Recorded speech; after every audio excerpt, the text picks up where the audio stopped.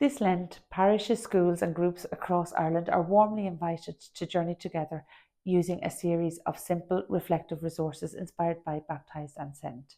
Each week offers an easy format for prayer, gospel reflection and conversation.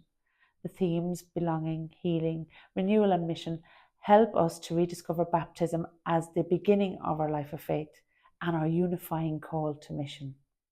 Through these Lenten gatherings, everyone, lay, religious and ordained, is invited to reflect on who we are as the people of God, to listen to the Holy Spirit and to take simple, practical steps to live out our baptism more fully.